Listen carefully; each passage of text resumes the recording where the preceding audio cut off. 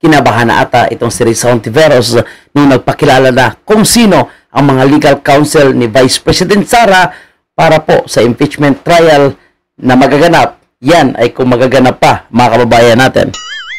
Si Risa Hontiveros ay nagbait-baitan ngayon, mga kababayan po natin, pagkatapos po, inilabas na po ni Vice President Sara yung mga listahan ng kanyang mga legal counsel, nagpakilala na.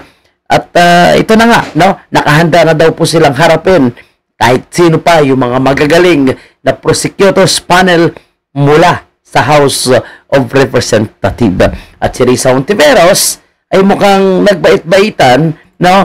Mga kababayan po natin. Pagkatapos, sinabi ni Vice President Sara na kung may dapat mag-inhibit ay walang iba, hindi itong si Risa Hontiveros. Kasi kung mayroong pong personal na galit sa kanya, at gusto po siyang ma-impeach, hindi lang basta gusto kundi gigil na gigil na ma-impeach, ay itong si Risa Hontiveros. Naku po, totoo kayang balitang kabit daw ito. Siningit pa no?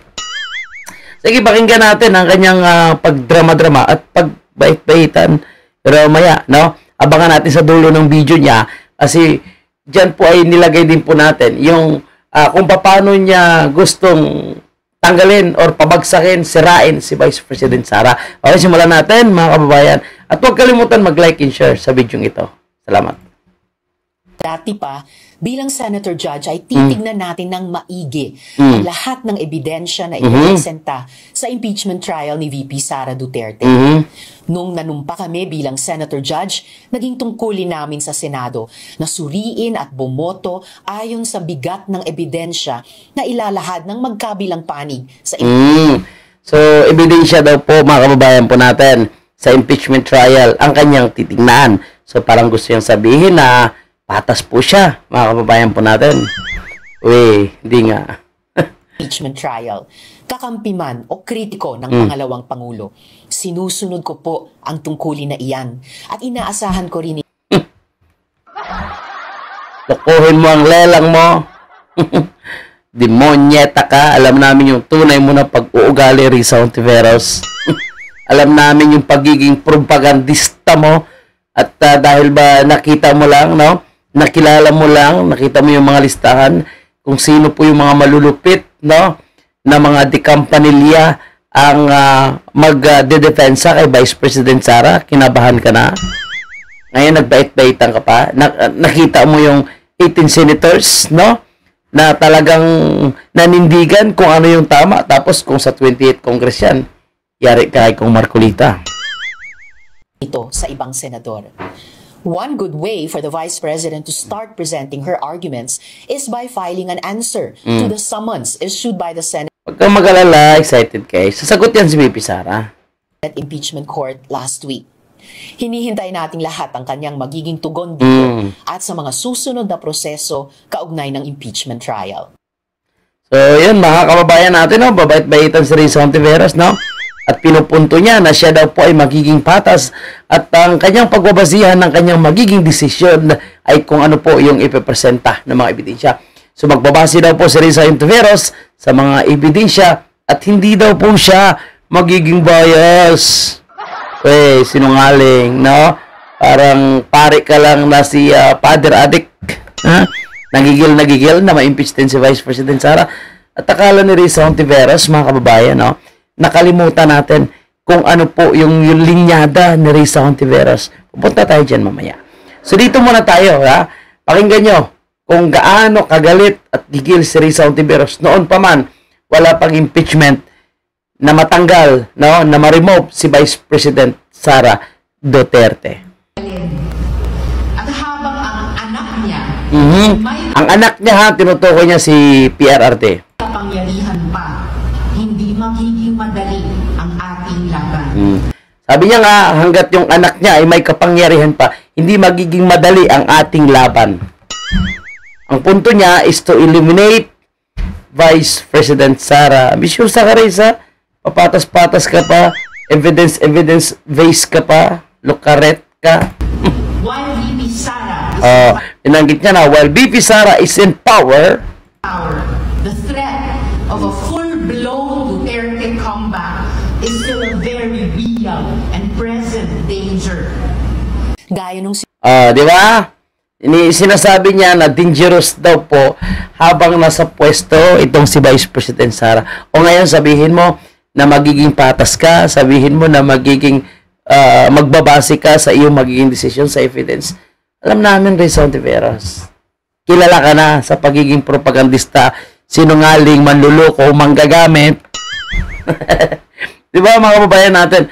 Sige, puntahan natin. Sino po itong mga akbayan na ito? Di ba akbayan is partido yan ni Risa Ontiveros? Panoorin niyo ito. Yan ay hindi lang po gawa-gawa ng kung sino-sino. Ang impeachment complaint na yan ay nakabase sa mga papeles na... Yan si Ngipin na tinubuan ng muka. Yan po yung mga kalyado ni Risa Ontiveros. Tingnan mo. Impeach Sara now. Inimbestigahan ng Kongreso na lumalabas na may kung ano-ano mga pangalan. Mary Grace Piat. Bubita, confidential nga. Bobo nga. Kala ko ba abogadong bayot na ito? Ito, Marian Rivera, meron pa raw Jose Jokno Jr. Edi, dapat meron diyang angipin na puro muka. Ngayon, sasabihin ko na sa inyo hindi ako yon. Sabihin mo na. Hindi mansiminsan ako tumanggap dyan sa mga buwisit na confidential funds. Mas buwisit ka. Yan ay hindi lang po gawa-gawa.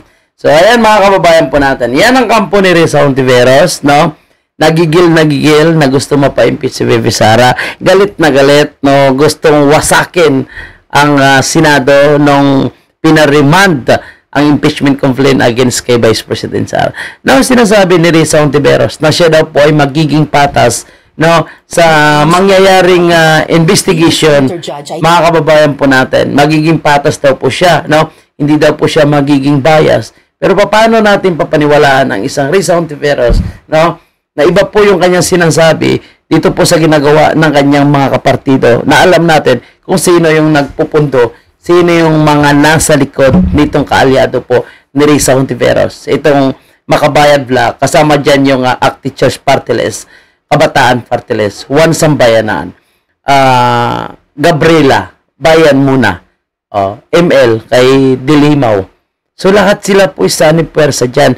Tapos plus yung mga kaalyado ni Martin Romualdez, itong si Risa Ontiveros na isang propagandista. So ngayon sasabihin niya na magiging patas po siya. So, ang pagiging sinungaling ni Risa Ontiveros, bagay na bagay po sila ni Bongbong Marcos. Pareho po silang mapagkunwari, mapaglinlang, na gusto nilang palabasin ang kanilang imahe, ay mabait sila sa taong bayan. Tingnan mo, yung kanyang pananalita. Kala mo mabait, no?